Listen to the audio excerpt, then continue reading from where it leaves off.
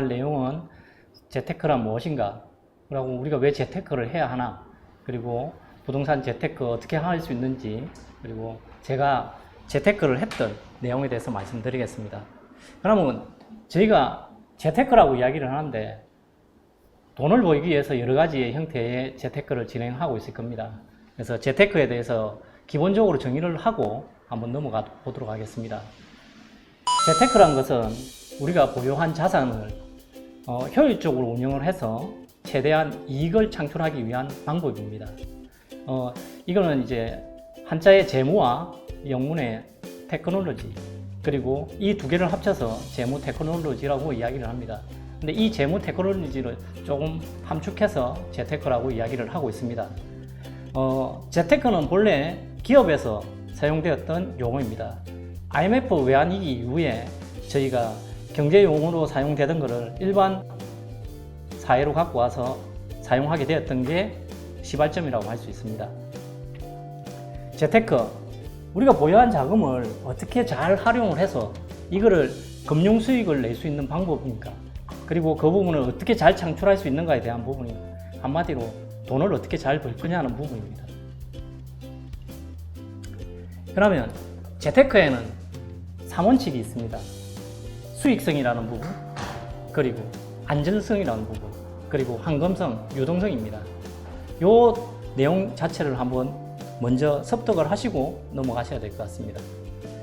수익성이라는 부분은 우리가 얼마만큼을 이익을 내는 거죠. 투자를 했을 때 우리가 뭐 10%를 내냐, 안 그러면 5%를 내냐, 은행에 저축을 했을 때 뭐 은행 이자가 0.5%냐, 1%냐, 이런 부분이죠. 어떻게 수익을 내고 투자 대상에서 많은 수익을 가져다 줄 수 있는 그런 부분입니다.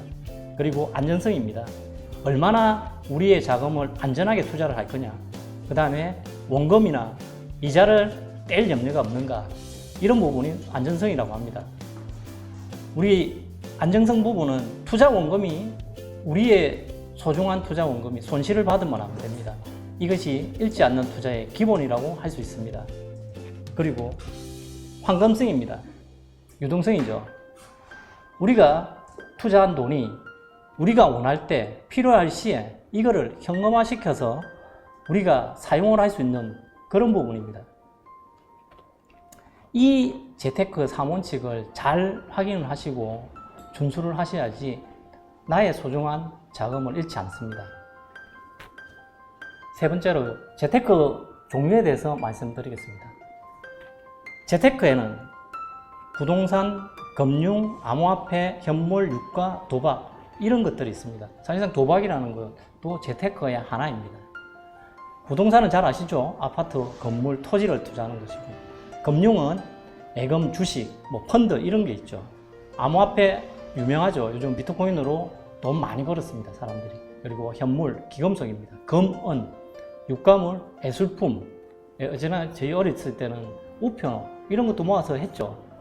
그리고 도박, 알다시피 이제 복권이라든지 경마라고 슬롯머신, 빠친코죠. 이런 것들이 수익성과 안전성, 황금성, 대중성이 어떻게 연결이 되는가에 대해서 잠깐 저희가 학습을 하고 넘어가야 됩니다.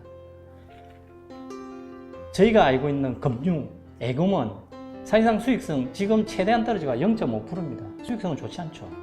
안정성, 이거는 안정성은 최고입니다. 돈 뗄 염려가 없죠. 그렇지만 은행도 망합니다.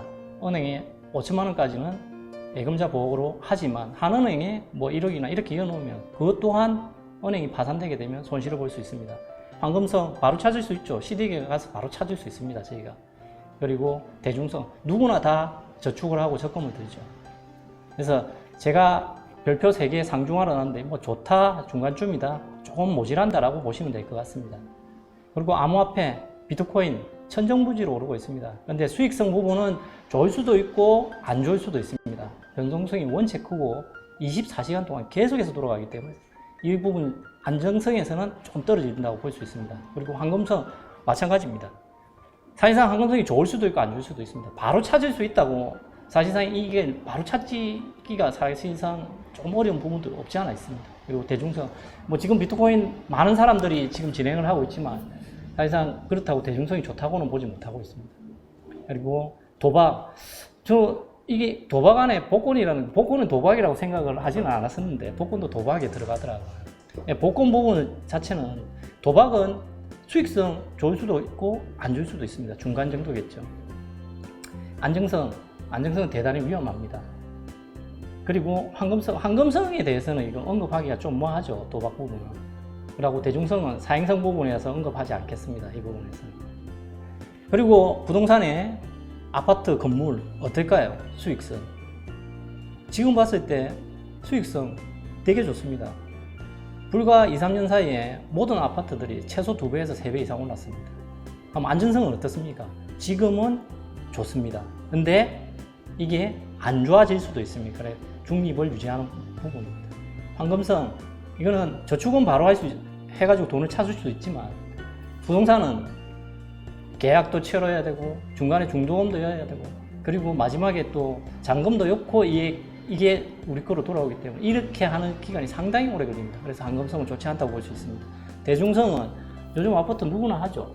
그리고 또 저희가 또 집을 마련하기 위해서 하지 않습니까? 그래서 대중성은 상당히 좋다고 볼 수 있겠습니다. 그럼 주식은 어떻습니까? 주식, 수익성 똑같습니다. 비트코인과 비슷합니다. 좋을 수도 있고 안 좋을 수도 있습니다. 그리고 안정성은 1개 반 정도 되죠. 사실상 좋은 주식을 사면, 1등 주식을 사면 장기간 투자를 해도 안전합니다. 근데 급등락을 하는 주식이라든지 그 다음에 좋지 않은 회사의 주식을 사면 안정성은 떨어진다고 볼 수 있습니다. 그리고 주식 또한 황금성 자체는 좋습니다. 팔면 바로 찾을 수는 없지만 3거래일 이내에 현금으로 만들 수 있는 부분이 있습니다. 그래서 내가 팔고 싶으면 현금화 시킬 수 있을 때 언제나 팔 수 있기 때문입니다. 그리고 대중성은 아파트와 비슷하게 누구나 요즘은 주식을 하죠. 한 50% 이상이 주식을 할 겁니다. 그래, 이런 식으로 저희가 재테크 테이블에 재테크가 어떤 게 있다는 것을 판단하셔서 본인한테 맞는 재테크를 하시면 됩니다. 그리고 본인이 판단했을 때, 이거는 내가 좀 자신 있다, 공부를 하면 될 것 같다는 부분에 수업을 들으시고 재테크의 종류에 맞게 투자를 하시면 됩니다. 제가 오늘 중간에 다시 오다가 이었습니다. 재테크의 종류에 앞에 언급드렸던 유가물이 있습니다. 예술품이죠. 어제 오늘 신문자에 보니까 유가물 예술품이 이게 상당합니다. 이게 황금성은 좋지 않지만 이게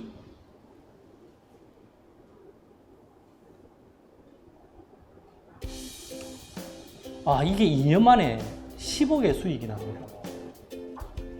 이게 저도 사실상 이런 경우도 있구나. 예술품이 좋다고는 저희가 판단을 하고 잘 듣고 있지만 이런 경우도 있다는 거 대단한 겁니다. 2019년에 이게 20억에 거래됐던 게 낙찰가가 어마어마합니다. 그죠? 한 10배 되죠. 200억입니다. 이런 식으로 유가물도 저희가 잘 알고 공부만 하면 투자를 할 수 있는 재테크 중에 하나라는 것을 명심했으면 좋겠습니다. 그것도 또 재밌는 게 하나 올라왔더라고요. 손혜진 조유인 거실의 그림 파죽지세라는 부분입니다. 이게 서울 옥션에서 경매를 진행했는데 3천만 원에 시작가를 시작해서 3배가 넘는 1억 2천에 낙찰을 했습니다. 이런 식으로 유가물 자체도 상당한 메리트가 있는 재테크라, 그런 거를 저희가 한 번쯤 알고 넘어갔으면 좋겠다 싶어서 신문에 난 거를 한번 가져와 봤습니다. 여러분, 재테크에는 이렇게 여러 종류가 있습니다. 꼭 저희가 하면서 이거는 부동산 아니면 주식 이것만 재테크라 생각하지 마시고 여러 가지 다양한 재테크를 통해서 우리가 부를 축적할 수 있는 방법을 공부하고 학습해야 됩니다.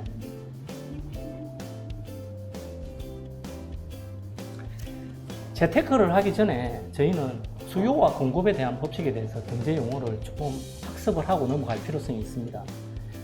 저희가 물건을 살 때 많은 양의 물건과 그 다음에 공급이라는 게 있죠. 그리고 이 물건을 사기 위해서 또 수요청이 있지 않습니까? 이런 부분에 대해서 기본적인 습득이 좀 필요합니다. 저희가 만약에 물건은 정상적으로 양은 항상 일정하다고 할 때, 공급의 곡선은 항상 일정하다고 할 때, 수요의 곡선 자체가, 수요가 사고자 하는 사람이 증가를 하면, 수요는 일정하고 공급이 축소되었을 때, 올라갔을 때 보면 프라이스 자체는 올라갑니다. 그런데 수요는 항상 일정하고 수요 곡선, 공급이 갑자기 증가를 해버렸다. 그러면 금액은 떨어지게 되어 있습니다.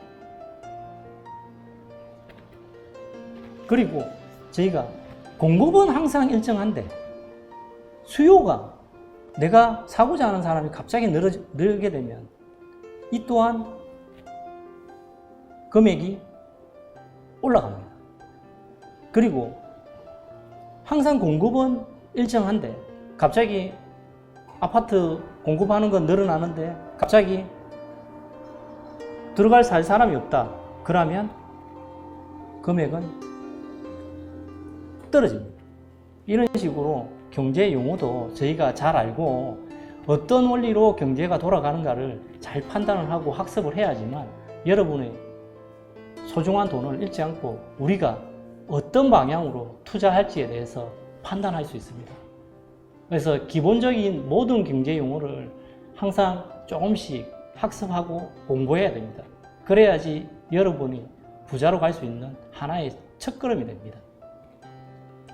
다소 이렇게 설명하는 게 어려울 수도 있습니다. 그러면 쉽게 그림으로 한번 보시죠. 수요, 공급. 우리가 아이스크림을 먹기 위해서 사람은 2명밖에 없는데 갑자기 아이스크림을 한 10개 갖다 준다고 했을 때 두 사람이 다 먹지 못하지 않습니까? 그럼 아이스크림 냉장고에 넣어놔도 되겠지만 그런데 세월이 지나면 버리게 돼 있습니다. 다 먹지 못하니까. 시장의 가격은 수요와 공급이 어느 정도 일정하게 돌아가야지만 원활하게 흐릅니다. 근데 수요량은 찾고자 하는 사람은 엄청 많아요. 내가 여름에 더워서 아이스크림을 먹고 싶은 사람은 많은데 아이스크림은 2개밖에 없습니다. 그러면 아이스크림의 금액은 천정부지로 오르겠죠. 이런 식으로 시장의 가격 자체는 수요와 공급에 따라서 차이를 일으킵니다. 이 모든 것들이 다 우리의 시장에 대입이 됩니다. 그게 부동산 시장이든지 주식 시장이라든지 재테크 시장에는 모두 통용이 됩니다. 가격은 수요와 공급에 의해서 결정됩니다. 가격은 시장 경제에서 수요와 공급을 조절해야 하는 보이지 않는 손의 하나입니다. 여러분들은 이 부분을 잘 염두하시고 이 부분 자체를 잘 공부하셔서 수요와 공급이 어떻게 이루어지는지를 잘 판단하시고 저희가 돈을 벌기 위해서는 물건 하나인데 그때 사셔가지고 여러 사람이 달라들 때 팔게 되면 저희의 소중한 돈은 더욱더 증가할 것입니다. 그렇게 하기 위해서 저희가 공부를 하는 것입니다. 저희가 반복 사이클이 항상 일어납니다. 경제에서는. 투자물의 가격은 보시면 탐욕에 의해서 인간의 욕망에 의해서 금액이 올라갑니다. 인간의 욕망과 상품이 절묘하게 매칭이 돼서 반복 사이클이 일어납니다. 돈을 더 많이 벌고 싶은 사람의 탐욕이죠. 사람은 모든 사람이 탐욕을 갖고 있습니다. 돈을 잃기 싫어하는 사람들 떨어지면 공포가 오죠. 이게 인간 세상의 지극한 정상적인 흐름입니다. 제가 보통 보면 물건을 무릎에 사서 어깨에 팔아라고 하지만 사람의 욕심 때문에 그렇게 잘 안 됩니다. 그래서 이런 반복 사이클을 잘 학습하셔서 우리가 너무 과하게 탐욕을 부리지 마시고 그렇다고 또 너무 떨어졌다고 너무 공포를 느낄 필요는 없습니다. 그래서 이런 부분들을 잘 염두해 주시고 공부하신다면 적정 수준에서 저희가 물건을 사고 물건을 팔 수 있습니다. 그래야지만 저희한테 많은 수익을 거둘 수 있는 하나의 계기가 됩니다. 그래서 이런 투자 사이클, 반복 사이클을 잘 염두해 두시길 바랍니다.